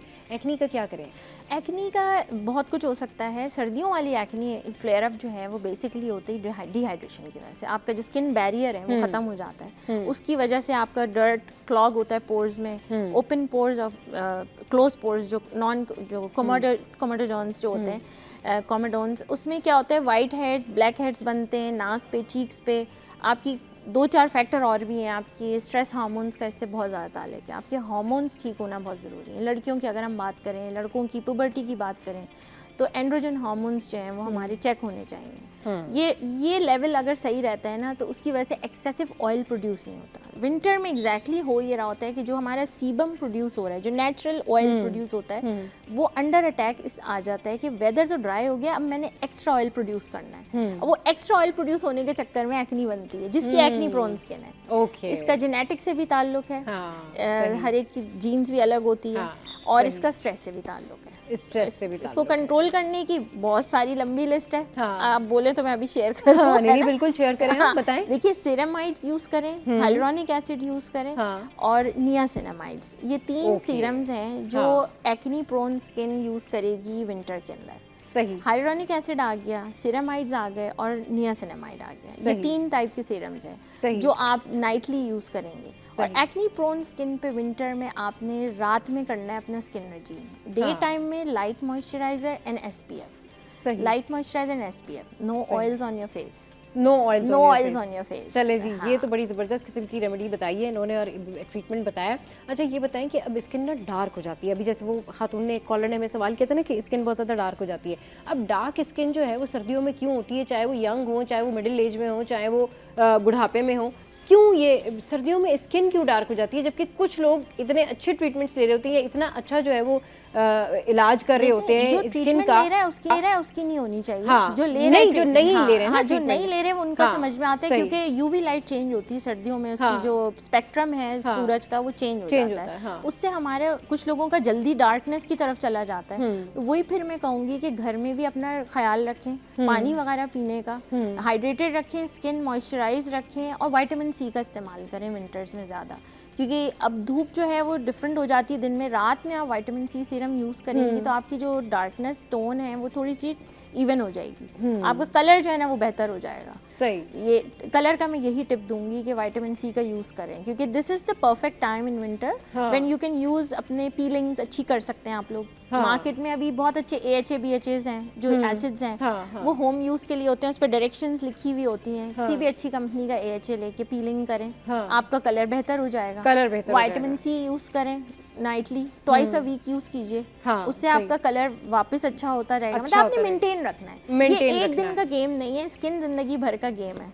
सही कह रहे हैं, मतलब इसकी केयर ना आपने लाइफ टाइम ही lifetime करनी ही है, है। ये केयर आपने लाइफ टाइम करनी है, क्योंकि And it's अगर not आप स्किन seasonal. केयर, हाँ ये हाँ, सीजनल नहीं है, season आपको नहीं। थ्रू आउट जो है ना वो अपनी स्किन केयर करनी पड़ती है, और ये बड़ा ज़रूरी है। हाँ। अच्छा ये बताएं कि अब क्या यूजुअली ना ये होता है कि लोग अपनी स्किन केयर करते हैं, फिर थोड़ा सा रुक जाते हैं, फिर उसके बाद वो कहते हैं स्किन खराब होना शुरू हो गई। अब ऐसी स्किन के बारे में बताएं कि बहुत सारे ऐसे लोग हैं जिनके पिंपल्स होते हैं और उसके बाद उनके खड्डे खड्डे खड्डे खड्डे हो रहे होते हैं पूरी स्किन पे, उसका क्या हाल है? बहुत वो सारे हो जाते हैं, रिमूव हो जाते हैं बिल्कुल परमानेंटली? हो जाते हैं, ट्रीटमेंट्स अब आ गए हैं अच्छा, माशाल्लाह, अच्छा। इतनी एडवांसमेंट आ गई है। हाँ। वेस्ट में जो हम लोग ट्रीटमेंट्स वहाँ से सीख कर आते हैं, तो उधर तो ये कॉम्बो थेरेपी होती है, उसमें फिलर्स, स्टेम सेल्स, सब कुछ मिला के एक कॉम्बिनेशन है। डिपेंड करता है कौन से टाइप के उनके खड्डे हैं। हाँ। आइस बॉक टाइप होता है, हाँ। बॉक्स कार होते हैं, आइस पिक होता है, तो उसमें ये कि वो भी अब इलाज मालजे आ गए हैं, हाँ, उसके भी सब सही। सारे ट्रीटमेंट्स हो जाते हैं। सारे treatments फिजियोथेरेपी हो से जाते भी होता है उसका इलाज, लेजर से भी होता है ट्रीटमेंट, सही।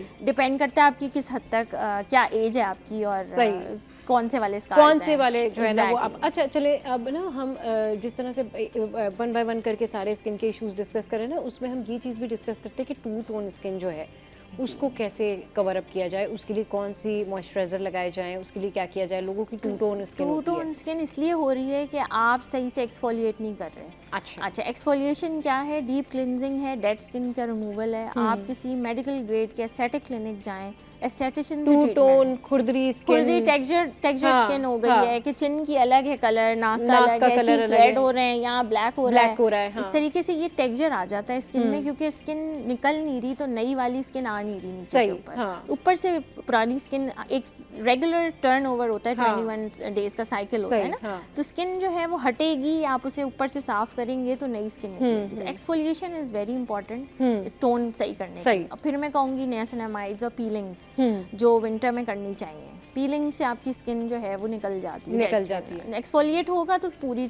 इवन टोन हो जाएगी। सही। तो एक्सफोलिएट करने का प्रॉपर एक तरीका बताएं कि लोग किस तरीके से एक्सफोलिएट करें। लोगों को नहीं समझ में आता, लोग अपने अपने तरीकों से मुख्तलिफ टोटकों के जरिए हाँ, भी टोटकों वाला टू-टोन का रिजल्ट हल जो है ना ढूंढ रहे वो होते हैं। शॉर्ट हाँ। टर्म होता है। हाँ। टोटकों का रिजल्ट होता क्विक है बट शॉर्ट टर्म होता है। हाँ। बेहतर ये कि एक एस्थेटिक क्लिनिक में अच्छा हाइड्रा फेशियल ले लें। हाइड्रा फेशियल ले लें, उसको बोलें कि पीलिंग के साथ कर दें हाइड्रा फेशियल मेरा। सही है। तो उसमें एक्सफोलिएशन भी अच्छी हो जाती है, हाइड्रेटेड स्किन होती है, हाँ। टोन एक जैसी हो जाती है और प्लम्प और टाइट हो जाती है स्किन, क्योंकि सही। मुख्तलिफ प्रोब्स होते हैं उन हाँ। मशीन्स में हाँ। जो आपके मसल्स को लिफ्ट करते हैं, आपकी लिम्फेटिक ड्रेनेज अच्छी करते हैं, हाँ। जो कि आप घर में नहीं कर सकते। घर में नहीं कर घर में उस तरीके से आप खुद नहीं कर सकते, क्योंकि आप रिलैक्स नहीं होते।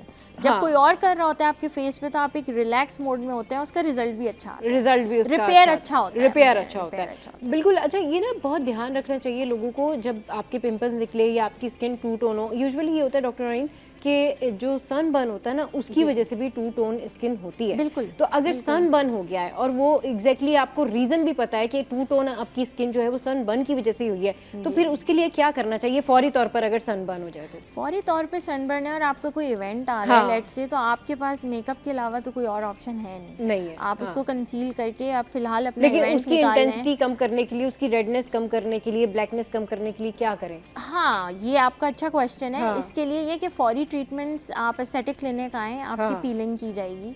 पीलिंग फौरी, करवाएं। हाँ, सेफ पीलिंग की जाती है, जेंटल पीलिंग की जाती है, जिससे हाँ। कुछ हद तक उसमें बेहतरी आ जाएगी। सही। तो दैट कैन हेल्प समबडी जो आप इस सिचुएशन से गुजरा है और उसको गुजरे हैं। फौरन, क्योंकि जैसे आप लोग हॉक्स पे वगैरह कभी हाँ, चले बिल्कुल, हाँ, जाते हैं, पिकनिक बुरी पे तरह गए से तो टैन हाँ, हो जाते हैं, SPF आपने लगाया हुआ नहीं है, तो फिर यही ट्रीटमेंट है कि फौरी जो है उसको वो पील ऑफ करवा लें आप जाके, ताकि वो moisturizer के बेहतर हो साथ। जाएगा ना। जी, फिर वो जी। वन टोन हो जाती है। वरना क्या होता है कि अगर आप सनबर्न छोड़ देते हैं ना उधर ही, तो वो क्या होता है कि वो फिर आपकी स्किन में मर्ज होता रहता मर्ज है। होता है, वो काफी टाइम लेके फिर अपने हाँ। टाइम से शेड होगा, फिर वो इस प्रॉपर तरह से रिमूव नहीं होता वो आपके चेहरे से ना, ये होता है। अच्छा बहुत सारे लोगों के ना एक्सेसिव हेयर होते हैं, फेस के ऊपर भी होते हैं, यहाँ गर्दन वर्दन में भी उनके आ रहे होते हैं। इसके लिए क्या होता है, यूजुअली लोग खवातीन वैक्स वगैरह करवा रही होती हैं, तो इसका वैक्स तो बिग नो हो चुका है हाँ, अब ना, मतलब हाँ। वेस्ट में तो वैक्स यूज ही नहीं होता, हाँ। क्योंकि एक तो वो स्ट्रेच कर रहा है आपकी स्किन की इलास्टिसिटी को, जिसके हाँ। ऊपर आप इतनी मेहनत कर रहे हैं, मेहनत कर बचा रहे रहे हैं, टाइटनेस के ट्रीटमेंट्स ले रहे हैं, और आप उसको खींच खींच रहे के हैं। जो है हाँ। हॉट चीज एक लगा रहे हैं। एक चीज मैं मेंशन कर दूं यहाँ पे कि क्योंकि आपने विंटर का जिक्र किया ना,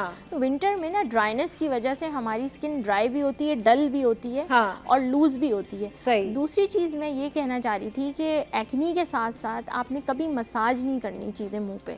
अच्छा। एक्नी वाली स्किन वाले लोग जो है ना, चीजें मसाज ना करें। टैप Okay, किया करें। okay. क्रीम या सीरम जो भी लगाएं उसे टैप करें। सही। तो ये एक चीज़ मुझे मेंशन करनी थी। चलें जी, जो जिनकी एक्नी है वो फिर मसाज नहीं और करें। लेज़र की बात हो रही थी ना, लेज़र, हाँ, लेज़र की हाँ। ये बात मैं बताना चाह रही थी कि फेशियल हेयर्स जो होते हैं वो हार्मोनल वजह से भी होते हैं। कुछ लोगों के चिन पे होते हैं तो वो हार्मोनल चेंजेस की वजह से होते हैं। इसके बहुत अच्छे लेज़र ट्रीटमेंट्स आ चुके हैं एस्थेटिक क्लिनिक में, हमारे भी हैं। हर एस्थेटिक क्लिनिक में मेडिकल ग्रेड के जो डॉक्टर्स हैं वो कर रहे हैं, और गर्दन पे भी हो जाते हैं, फुल बॉडी पे भी जाते हैं, और ये सेफ लेज़र है। It's totally safe for your body.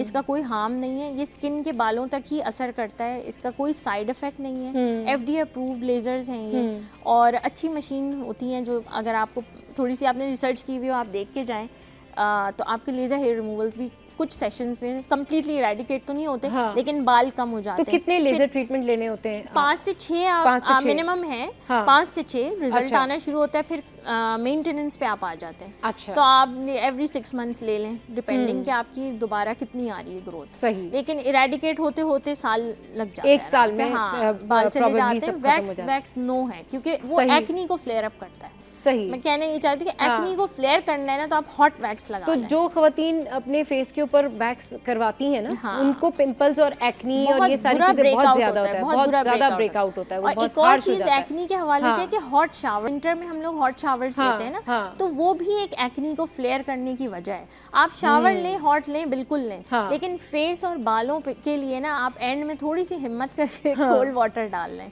सही। हाँ, ताकि आपकी एक्नी फ्लेयर आउट और ये ब्रेकआउट्स ना हो, और स्किन भी ड्राई नहीं होगी। हॉट शावर से स्किन ड्राई बहुत होती है। सही। चले जी, हाँ। शो में यह वक्त एक ब्रेक का, ब्रेक के बाद वापस आएंगे, फिर करेंगे ढेर सारी बातें स्किन से रिलेटेड, आपकी सेहत से रिलेटेड, और ब्यूटी टिप्स आपके साथ में शेयर करेंगे। Stay with us.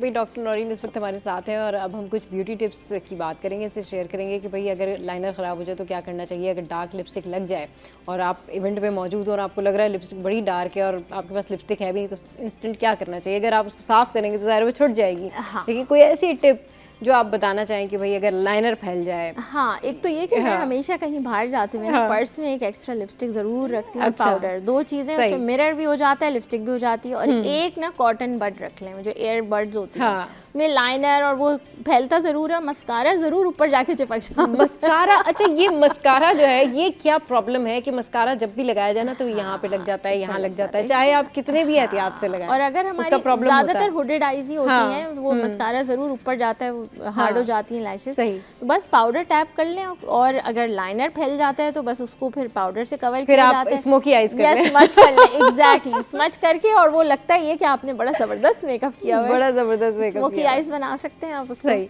अच्छा ये बताएं कि ब्यूटी ट्रेंड्स जो है वो क्या है, मतलब ब्राइड्स आजकल कैसे मेकअप करें, क्या इन है और क्या कुछ चल रहा है, क्योंकि आप आजकल- कनाडा में भी होती हैं, यहाँ भी बिल्कुल, होती हैं, तो जो ओवरसीज पाकिस्तानी है ना वो भी बहुत ज़्यादा शौकीन होते हैं इस बात शौकीन में ना होते कि हैं, और भाई वो लहंगे local- शहंगे, और वो लोकल से ज्यादा तैयार हो रहे हाँ, होते हैं। बिल्कुल। ओवरसीज पाकिस्तानी अलग पहचाने जाते हैं हाँ, शादियों में बिल्कुल। कि वो बहुत ज्यादा ग्लिटरी और स्पार्कली लग रहे होते हाँ, हैं। तो क्या है ट्रेंड ऐसे ब्राइड ट्रेंड का? तो ब्राइड्स के हवाले से तो अभी जितनी शादियां मैंने इस सीजन में अटेंड की हैं तो बहुत सॉफ्ट लुक चल रही है, मतलब अच्छा, न्यूड soft है। लिप्स और बहुत लाइट आई मेकअप। हाँ। ब्राइड जो हैं काफी सॉफ्ट हैं क्योंकि ड्रेसेस सही। काफी ग्लिटरी चल रहे हैं, सही। स्पार्कली ड्रेसेस हैं। अच्छा आपके पास जब आते हैं कि जी हमें स्टैटिक्स में कि जी हमें ट्रीटमेंट करवाना है, जी। तो आप जब फेस कट देखती हैं या आप देखती हैं कि स्किन टाइप कैसी है, तो कौन सी ऐसी फेस कट होता है या कौन सी ऐसी कहना चाहिए पर्सनैलिटी होती है जिनके ऊपर अगर बाल टाई किए जाएं तो अच्छे लगते हैं, मतलब उनकी स्किन ग्लो कर रही होती है, और वो आजकल ये है ना कि टाई का फैशन भी बहुत हाँ, है, tie जूड़ा back बना जो के, gel back चल रहा हाँ है, जेल जी, बैक जी। करके,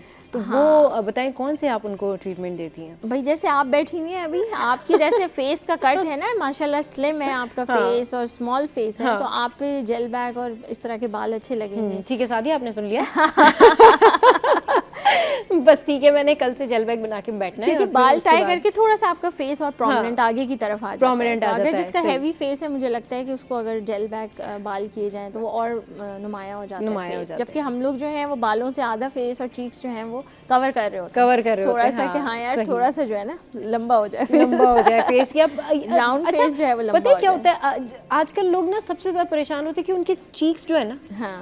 गाल सूजे होते हैं, गाल मोटे होते हैं, इसका क्या सोल्यूशन है हैं, इसके लिए कोई ये तो बहुत बड़ी नेमत है। लोग तो ये तो फैट पैड अभी सर्जरी करके लोग डलवा रहे थे, जिसका है भाई वो खुश रहे। और नहीं, आजकल लोग कहते हैं वो बड़े स्लीक किस्म के स्मार्ट जो है ना वो गाल चाहिए ना। देखिए कॉस्मेटिक जो है वो तो सूजे हुए गालों का हल क्या है वैसे? सूजे हुए गाल तो डिपेंड करता है आपके सूजे में है भी कि या वो आपकी जेनेटिक्स है, आपके एप्पल्स जो है प्रोमिनेंट है, ये बोन होती है। ट्रीटमेंट क्या है इसकी? ट्रीटमेंट जो है वो बहुत सारे सर्जिकल ट्रीटमेंट भी होते हैं, लिफ्टिंग भी हो सकते हैं। वो ये कि सूजन की अंडरलाइन कॉज पता चले कि क्यों है सूजन। पफीनेस भी हो सकती है ना आपकी, पफीनेस भी हो सकती है, किडनी इशू वालों को भी हो जाती है सूजन। सही। तो वैसे तो अच्छे लगते हैं आई थिंक, चीक्स तो लोग प्रोमिनेंट करते हैं मेकअप से। और नहीं, लेकिन हमारे यहाँ जो है ना जो ट्रेंड है ना वो ये है कि जी गाल बहुत फूले हुए ना हो। और अगर आप वो कॉस्मेटिक ट्रीटमेंट की बात करें ना जिसमें फिलर्स और बोटॉक्स आ जाता है, वो नुमायां हो जाता है। जैसे हम लोग हैं तो हम लोग पहचान जाते हैं किसने कराए हुए, किसने। अब देखिए जो बोटॉक्स करवाते हैं ना, ये जो यहाँ पर फैट रखवाते हैं या बोटॉक्स के थ्रू अपने गालों को चीज को फिलर लगा के भीतर करते हैं, वो अलग एक नुमायां हो जाता है, वो पता लग जाता है। वो ऐसा लगता है जो आपका नेचुरल फैट है ना वो लगता तो अच्छा है, लेकिन बहुत सारे लोगों को उससे प्रॉब्लम होती है कि नहीं ये हमारा जो है थोड़ा सा टाइट होना चाहिए, स्किन टाइट होनी चाहिए, उसके लिए स्किन टाइटनिंग के जो है वो थेरेपीज वगैरह हैं। बिल्कुल, ये जो आपको मैंने हाइड्रोफेशियल वगैरह बताए हैं, इसके अलावा हाई फ्रीक्वेंसी ट्रीटमेंट्स आते हैं, अल्ट्रासाउंड ट्रीटमेंट है, रेडियो फ्रीक्वेंसीज हैं। ये सारी वो चीज़ें जो एस्थेटिक क्लिनिक में लिफ्टिंग का काम करती हैं, और आपको फिलर्स की तरफ जाने की जरूरत भी नहीं होगी। अगर आप अपनी बात करें, अपनी एज ग्रुप की बात करें, आपकी माशाल्लाह जो एज ब्रैकेट है उसके अंदर आप लोगों को फिलर्स और उसकी जरूरत बिल्कुल नहीं है। आई वुड से कि 40s 50s वाले जो हैं फिलर्स की तरफ जाएं, बोटॉक्स की तरफ जाएं। हर एक के लिए हर चीज़ नहीं है, हर एक के लिए हर चीज़ नहीं है। अच्छा, फाइन लाइंस का क्या करें लोग? फाइन लाइंस का ये करें कि अपनी स्किन टाइटनिंग वाले रिजीम्स करें। अच्छा। तो इतनी लिफ्टिंग वाली चीज़ें आ गई हैं, मीजोथेरेपी फिर मैं कहूँगी, फिलर्स फिर मैं कहूँगी, और आईवी थेरेपीज फिर मैं कहूँगी, क्योंकि ये सारी चीज़ें कॉम्बो ट्रीटमेंट के तौर पे आपकी लिफ्टिंग ही कर रही हैं, एंटी एजिंग कर रही हैं। ओके। क्योंकि आईवी थेरेपीज में भी नैट की ड्रिप्स आ गई हैं, जो कि एक पेप्टाइड है जिसकी वजह से जो है आपकी एजिंग स्लो हो जाती है। सही जी, तो ये हेल्प करता है आपको रीबूस्ट करने में आपकी एनर्जी और ग्लो। एनर्जी और ग्लो, सही। तो अच्छा, ये जो आईवी ड्रिप्स है ये एंटी एजिंग भी है? जी, एंटी एजिंग ड्रिप्स भी हैं, इम्यूनिटी की भी हैं, न्यूट्रिशन सपोर्ट भी है, ग्लो की भी हैं। तो ये 5-6 तरह की आईवी थेरेपीज हैं। और मीजोथेरेपी का मैंने आपको बताया, स्टेम सेल्स हैं, तो ये भी रिंकल्स में हेल्प करते हैं। उसके अलावा आपको मैंने बताया फिलर्स और और झाइयाँ झाइयाँ जो है वो अलग चैप्टर है, वो तो पीलिंग से जाते हैं, क्योंकि वो स्किन के अंदर निशान है लेयर्स में, तो वो पील ऑफ करवाने से। जी, वो बट वो पील ऑफ करवाने से पील ऑफ के कितने सेशंस होते हैं? 5 से 6 सेशंस होंगे, क्योंकि डिपेंड करता है कितनी है और किस जगह में है। मोस्टली प्रेगनेंसी में हो जाती हैं, खवातीन को हो जाती हैं, सन एक्सपोजर से होती हैं, मेलास्मा कह लें, पिगमेंटेशन हो गई, तो इसके लेजर ट्रीटमेंट्स भी हैं। लेजर भी हम भूल गए, लेजर भी है। और स्किन की क्वालिटी और टेक्सचर की बात हो रही थी ना, तो उसमें पिको लेजर भी बहुत इफेक्टिव है। पिको लेजर के बारे में बात करते हैं। अस्सलाम वालेकुम, कौन बात कर रहे हैं, कहाँ से? कॉलर ने ज्वाइन किया जी। सलाम सबा शेख, कैसी हैं आप? मैं बिल्कुल ठीक ठाक, आप बताइए। अल्हम्दुलिल्लाह, डॉक्टर नौरीन को बहुत सलाम हो। देखिए मेरे 2-3 क्वेश्चन है जो मैं जल्दी पूछ ले रहा हूँ इनसे। एक तो डॉक्टर साहब ये मुझे बताइए, क्योंकि एंटी एजिंग का बड़ा आजकल जो है ना फिनोमेना चल रहा है, और लोग इस पे बहुत सी चीजें डाल भी रहे हैं सोशल मीडिया पे, और गलत सही सब कुछ चल रहा है। आपकी नजर में मुझे तो एंटी एजिंग की डेफिनेशन जो है ना वो मुझे कुछ डिफरेंट लगती है, क्योंकि देखिए बात है कि एज तो आपके साथ चली रहती है। आप एंटी एजिंग, मुझे तो एंटी एजिंग का लफ्ज समझ में नहीं आता, इसलिए कि एक एज को आप रोक नहीं सकते, लेकिन आप अपने आप को बेहतर कर सकते हैं, यंग लुक रोक सकते हैं। ठीक है। अच्छा, इसके लिए जो है ना हमें आपकी जो दवाइयां हैं, जो भी ट्रीटमेंट है, वो तो अपनी जगह है, लेकिन आपके फेस का ग्लो, आपके फेस की ब्यूटी, आपके फेस की जो आपको जो एनर्जी है वो लाने के लिए हमें इनर साइड से हमें क्या करना चाहिए? मकसद हमें कौन से हैबिट्स इख्तियार करना चाहिए जो हमें ये हमारी एजिंग रुक जाए? यही मेरा क्वेश्चन है। Thank you so much. चलिए जी, लाइफस्टाइल कैसा रखना चाहिए? लाइफस्टाइल तो आपको फिर मैं कहूँगी कि स्किन आउटर ऑर्गन है, इनसाइड आउट। उन्होंने खुद भी यही बात करी कि एंटी एजिंग टर्म समझ नहीं आती, वो बिल्कुल सही उनकी बात है, लेकिन एंटी एजिंग लफ्ज इसलिए इस्तेमाल किया जाता है कि आपको वो अच्छे रूट पे लेके आए, ताकि आप खुद डाइट से भी ख्याल रखें और टॉपिकल चीज़ों से भी करें। लाइफस्टाइल में आपकी वही बात आ गई कि आपने एक्सरसाइज करनी है, अपनी गट क्लीन रखनी है। Gut cleaning is very important for your skin. अंदर क्या चल रहा है वो चेहरे पे आ जाता है, बिल्कुल अगर आपकी गट क्लीन नहीं है तो आपकी एक्ने आएगी, आपकी शुगर बॉडी में बढ़ी हुई आपकी एक्ने आएगी, स्किन टैग्स आ जाएंगे। हाँ। जो नेक पे आप स्किन टैग्स देखती हैं वो सबसे पहले इंसुलिन रेजिस्टेंस, यानी जब आपकी बॉडी में शुगर का लेवल बढ़ जाता है, इंसुलिन ज़्यादा रिलीज होती है और इंसुलिन रिलीज होने से आपके ऑयल ज़्यादा प्रोड्यूस होता है और एक्ने आती है। ये सारे मसले जो है रिवर्स होते हैं अच्छे सपोर्ट से। फिर मैं कहूँगी जो कि हम लोग IV थेरेपीज में देते हैं, अच्छा, जो कि हम लोग गाइड करते हैं पेशेंट्स को कि लाइफस्टाइल चेंजेस लाएं, शुगर को कट डाउन करें। कुछ लोगों को डेयरी एलर्जी होती है, डेयरी एलर्जी से भी एक्ने जो है ना, लैक्टोज एलर्जी जो होती है, लैक्टोज इंटॉलरेंट होते हैं लोग। सही। तो डाइटरी पैटर्न अपना फिक्स करें, एक्सरसाइज रूटीन लेकर आएँ, ऑर्गेनिक खाने की कोशिश करें, ऑर्गेनिक खाने की कोशिश करें, हाइड्रेटेड रहें, SPF यूज़ करें और एक्सफोलिएट करें अपनी स्किन को। सही। अच्छा, बहुत सारे लोग दही और सैलेड का इस्तेमाल भी बताते हैं कि अच्छी अगर चीज़ उनको है, प्रोबायोटिक्स होते हैं दही में, बिल्कुल, कि वो बहुत आपको यंग रखती है, गट यानी कि जो क्लीनिंग, गट क्लीनिंग जो है ना, वो अगर आप अपने खाने में दही का इस्तेमाल करते हैं, स्पेशली दिन में जब भी आप खाना खा रहे हो, लंच कर रहे हो, तो स्पेशली अगर आप दही और सैलेड का इस्तेमाल कर रहे हैं तो एक तो ना वो लोग बड़े एनर्जेटिक रहते हैं, स्किन उनकी बहुत यंग रहती है, और दूसरा वो कहते हैं कभी बूढ़े ही नहीं होते। बिल्कुल। सब मैं यही ऐड करूंगी कि उन कॉलर के हवाले से कि जब आप ये लाइफस्टाइल चेंजेस ले आते हैं ना, और आप अपने आप से एक फाइट करके लाइफस्टाइल चेंज आते हैं, इसमें आपकी नफ्स का कंट्रोल होना बहुत ज़रूरी है। कि आप अपना हाथ रोक सकते हैं, जलेबी सामने रखिए, अपने हाथ रोक लीजिए। एक तो ये सेल्फ कंट्रोल आ जाता है, दूसरा जब आप नमाज पढ़ते हैं 5 वक्त तो आपके अंदर डिसिप्लिन वैसे ही आ जाता है कि हम एक चीज कर रहे हैं ना, डिसिप्लिन, एक स्किन रेजीम भी एक डिसिप्लिन है, लाइफ लॉन्ग प्रोसेस है और आपने इसको कंटिन्यू रखना है। और जो थेरेपीज हम लोग बताते हैं एंटी एजिंग कह के मार्केट में, एस्थेटिक इंडस्ट्री में, वो इसलिए कहते हैं कि आपकी डेली नीड पूरी नहीं होती ग़िज़ा से, और आप अपने सप्लीमेंट्स घर पे नहीं लेते हैं, उस तरीके से काम करते हैं। माएँ हैं, बच्चों को pick and drops, busy routines हैं सबके, सब ऑफिस में एक क्लोज स्पेस में काम कर रहे हैं, बाहर जा रहे हैं, पोल्यूशन में जा रहे हैं, तो उसकी कवर करने के लिए ये इंडस्ट्री बूस्ट हुई है। और इसमें हम लोग न्यूट्रिशन सपोर्ट इसीलिए दे रहे हैं कि भाई जहाँ आपकी लैकिंग है वो इस चीज़ से पूरी हो जाएगी। वीकली अगर आप IV थेरेपी ले रहे हैं, मंथली ले रहे हैं, ट्वाइस अ मंथ ले रहे हैं, तो it's helping you out on getting to the better route towards your aging. तो you age gracefully, मतलब आपकी जो विजिबल एज है वो थोड़ी सी स्लो हो जाती है। हाँ, यू एज ग्रेसफुली। तो एजिंग को तो कोई भी नहीं रोक सकता ना, जितना हम साल हमने जीना है उतना जीना है, लेकिन अच्छे तरीके से, अच्छा लग के, और आपका कॉन्फिडेंस बूस्ट रहता है, कॉन्फिडेंस आपका बूस्ट हो जाता है। चलिए जी, बहुत शुक्रिया डॉक्टर नौरीन, आप हमारे शो पर आई और आज हमने स्किन से रिलेटेड सारे ही जो टॉपिक्स हैं वो कवर किए और कोशिश की कि आपके सारे सवाल जो हैं वो पूछ लिए जाएं। आज का शो कैसा लगा इसका फीडबैक ज़रूर दीजिएगा हमारी सिटी 21 की ऑफिशियल साइट पर और फेसबुक पर। अपना ख्याल रखिए, हंसते रहिए, मुस्कुराते रहिए। Keep watching City at 10।